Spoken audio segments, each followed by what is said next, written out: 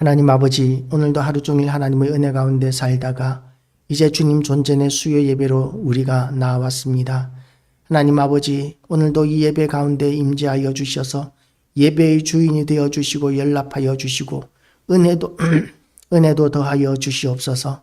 그리고 이 말씀이 생명력 있고 능력이 있어서 말씀이 온라인을 통하여 많은 이들에게 전파되게 하시고 들려지게 하시고, 그래서 하나님 아버지, 이 말씀을 통하여 많은 사람들이 회심하고 돌아오는 역사가 있게 하여 주시고, 시험에 들었던 자들이 회복되어지고 힘을 잃은 자들이 힘을 얻는 역사가 나타나는 말씀이 되게 하여 주시옵시고, 하나님 아버지, 이 말씀을 통하여 또한 예수 그리스도의 피값으로 세우신 이 교회가 다시 한 번 더 부흥의 역사가 일어나도록 은혜를 더하여 주시옵소서. 감사드리오며 예수 그리스도 이름으로 기도드리옵나이다. 아멘. 할렐루야. 오늘도 하나님의 은혜가 우리 모두에게 가득하시기를 주님의 이름으로 축복합니다. 이 시는 명확하게 다윗의 시로 이렇게 보아야 합니다. 다윗이 언제 이 시를 적었는지는 잘 모르겠지만 적어도 목동이었을 때에 들판에서 하늘의 별을 바라보고, 그리고 또한 해가 뜨고 지는 것을 바라보았거나, 아니면 전쟁터에서 노숙을 할 때, 야영을 할 때에 그때의 밤하늘에 떠 있는 수많은 별들, 그리고 달, 그리고 행군할 때의 그 뜨겁게 내려쬐는 태양, 이런 자연에 관한 것들을 다 경험하면서 그렇게 이 모든 것들을 그냥 보고 넘기는 것이 아니라 하나님을 찬양하는 도구로 사용했다는 점에서 다윗의 시적인 탁월함이 굉장히 좋습니다. 그래서 우리도 우리 눈앞에 보이는 모든 것들, 우리가 경험하는 모든 것들이 하나님 앞에 찬양과 경배와 영광이 되어야 합니다. 소유리문답 제1문에 보면 사람의 존재의 목적이 오직 여호와를 즐거워하며 그 하나님을 찬양하기 위하여 우리를 만드셨다. 그렇게 우리가 암송하고 있습니다. 우리가 이렇게 사람의 존재의 목적이 하나님을 영화롭게 하고 찬양하는 것에 있는 것과 마찬가지로 자연 만물도 이렇게 하나님을 찬양하고 높이고 경배하는 일을 지금도 하고 있다고 다윗은 고백하고 있는 것이죠. 하늘이 하나님의 영광을 선포하고 궁창이 그의 손으로 하신 일을 나타내는도다. 하늘이나 궁창이나 같은 의미라고 이렇게 생각할 수도 있습니다. 그런데 의미를 조금 더 파고들면 하늘이라고 그러면 온 우주를 이렇게 생각할 수 있을 것이고, 우리가 궁창이다 그러면 땅에서 우리가 바라볼 수 있는 하늘을 우리가 이렇게 해석할 수 있는 것이죠. 그래서 하늘이 하나님의 영광을 선포하고 궁창이 그 손으로 하신 일을 나타내면 이 세상의 어떤 것도 다 하나님의 영광을 위하여 존재하지 않는 것이 없다는 것이죠. 모든 것이 하늘 아래에 있습니다. 하늘 아래에 있지 않은 것이 없습니다. 그렇기 때문에 하늘 아래에 있는 모든 것들이라 하면 온 우주 전부 다를 포함한다고 봐야 합니다.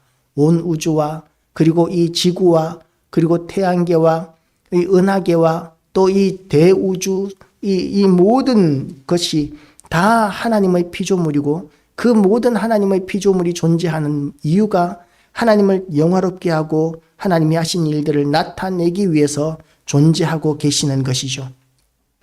어떻게 찬양하고 있습니까? 날은 날에게 말하고 밤은 밤에게 지식을 전하니 언어도 없고 말씀도 없으며 들리는 소리도 없으나, 이렇게 하나님을 찬양하는데 굳이 소리가 나지 않아도, 입술로 하지 않아도 하나님을 얼마든지 찬양하고 있는 만물들을 이야기하고 있습니다. 날은 날에게 말한다는 것은 계속해서 계속적인 연속성을 이야기하는 것이죠. 날은 계속 흘러갑니다.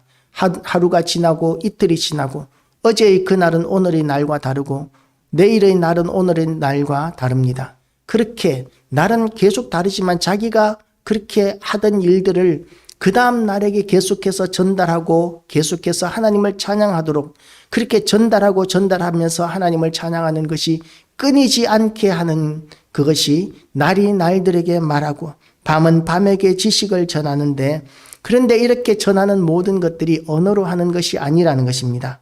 언어도 없고 말씀도 없으며 들리는 소리도 없으나 그의 소리가 온 땅에 통하고 그의 말씀이 세상 끝까지 이르도다라고 이렇게 기록합니다. 이 지구가 돌아가는데 우리는 지구가 돌아가는 소리를 듣지 못합니다. 그런데 만약에 지구가 돌아가는 소리를 우리가 들을 수 있다면 그 엄청난 소리에 고막이 성할 사람이 한 사람도 없을 것이라고 이야기합니다. 지구가 돌아가는 것이 아무 소리 없이 돌아가는 것이 아니라 사실은 우리가 듣지 못해서 그렇지 엄청난 소리를 내면서 지구가 자전하고 있고 공전하고 있다는 것이죠. 그런데 그 엄청난 소리, 그 놀라운 소리가 나고 있는데 우리는 듣지 못합니다.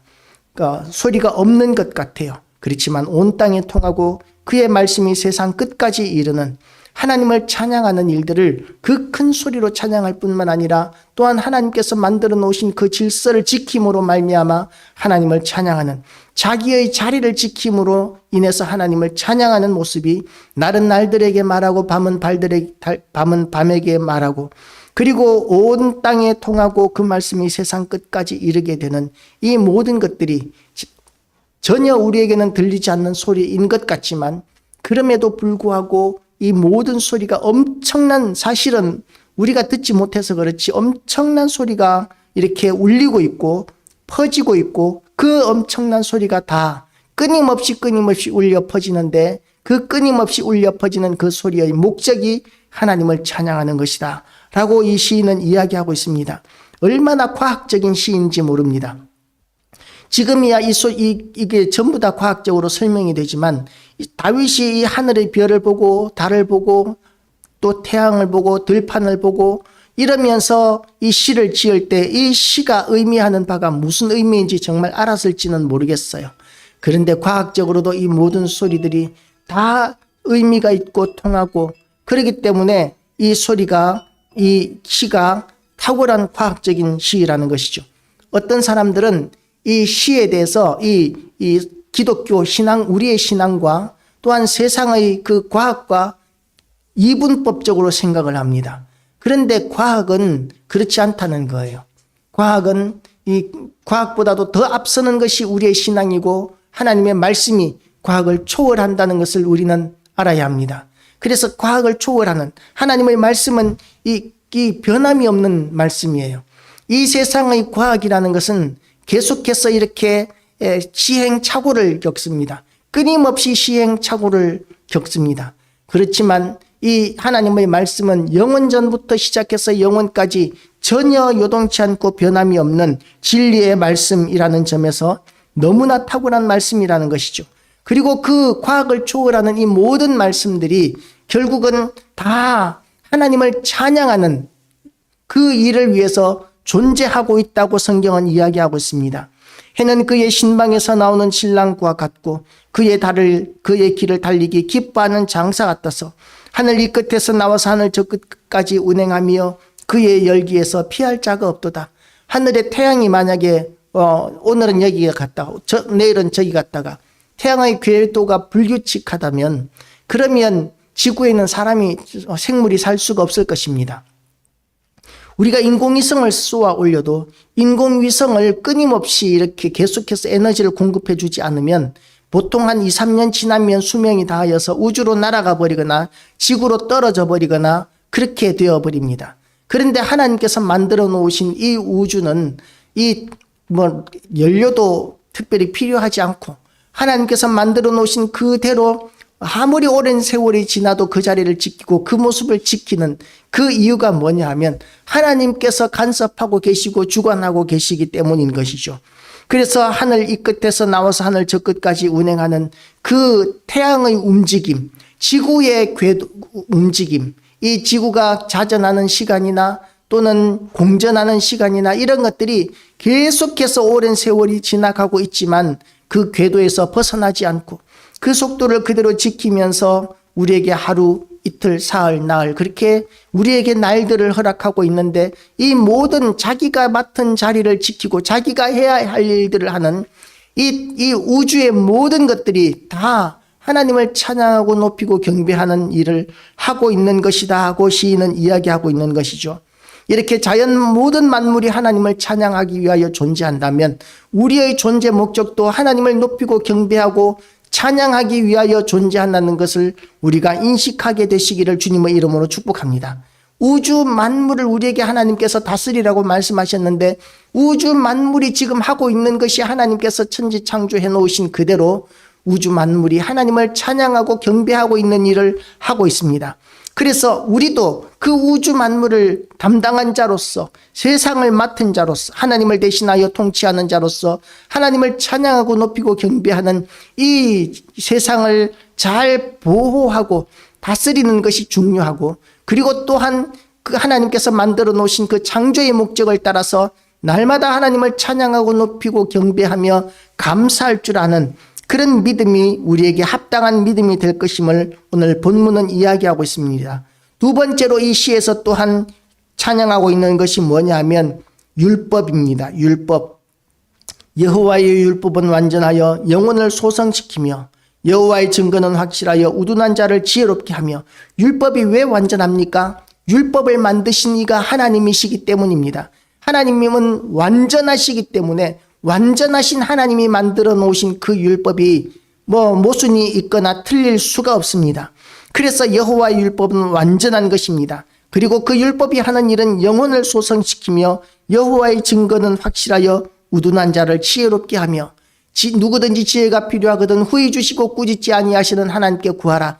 그리하면 주시리라. 청년이 무엇으로 청년이 무엇으로 지혜롭게 할고 오직 여호와의 말씀을 따라 삼가할지니이다. 그렇게 하나님이 지혜의 근본이시고 지혜를 주시는 분이라고 그렇게 이야기하고 있는데 지혜를 주시는 방법이 뭐냐면 여호와의 율법과 계명을 통해서 우리에게 지혜와 명철을 주십니다. 지금 이 시대는 어떻습니까? 여호와의 율법과 계명을 자꾸만 무시하려고 그럽니다.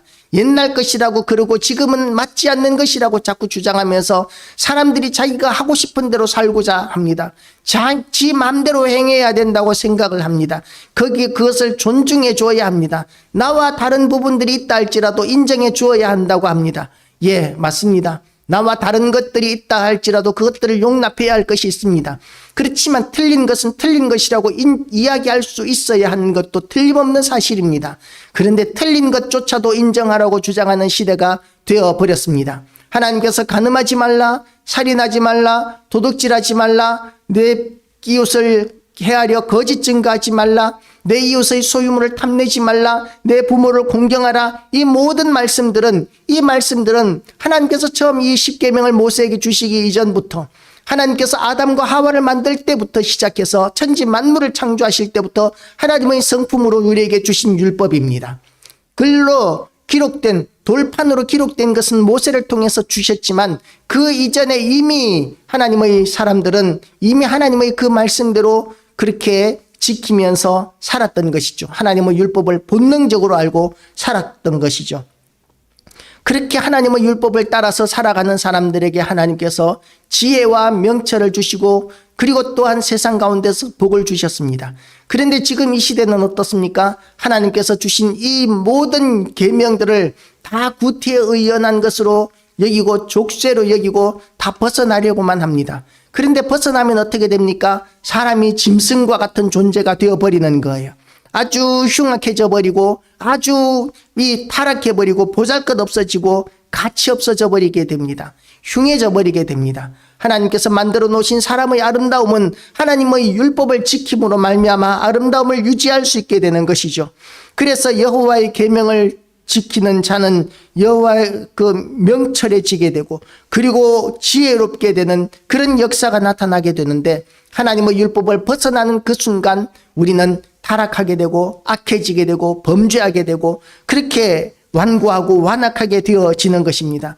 우리는 세상이 다 그렇다 할지라도 하나님의 말씀으로 거듭나서 돌아가게 되시기를 주님의 이름으로 축복합니다. 하나님께서 만들어 놓으신 그 율법이 글로 되어 있기 때문에 때로는 딱딱하게 여겨지고 아무런 가치가 없는 것처럼 여겨질 수 있지만 그러나 여호와를 경외하는 도는 정결하여 영원까지 이르고 여호와의 법도 진실하여 다 의로우니 금 곧 많은 순금보다 더 사모할 것이며 꿀과 송이꿀보다 더 달도다. 금을 싫어하는 사람이 누가 있겠습니까? 그런데 그 금과도 비교할 수 없을 만큼 귀하고 좋은 것이 하나님의 말씀, 율법이라고 우리는 믿어야 합니다. 붙들어야 합니다. 하나님의 계명, 이 하나님의 율법의 말씀을 붙드는 사람들에게는 영원한 하나님의 복이 있고, 그리고 또한 그 영광이 충만해지게 되는 것이죠.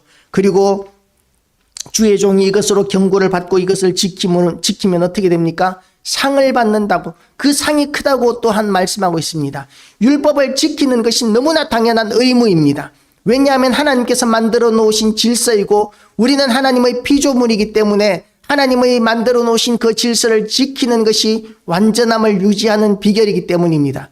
그런데 그렇게 하나님의 율법을 지키기만 하면, 그러면 하나님께서 큰 상을 내리신다고 그렇게 이야기하고 있습니다. 우리는 자기의 허물을 깨닫지 못하지만 하나님의 말씀인 율법에 우리를 비추어 보면, 그러면 하나님의 자기의 율법을 능히 깨닫게 되고 숨은 허물에서 벗어나게 된다고 오늘 본문은 이야기하고 있습니다. 그리고 죄악의 늪에서, 죄를 짓는 것에서 벗어나게 된다고 그렇게 하나님 앞에 고백하고 있는 것이죠.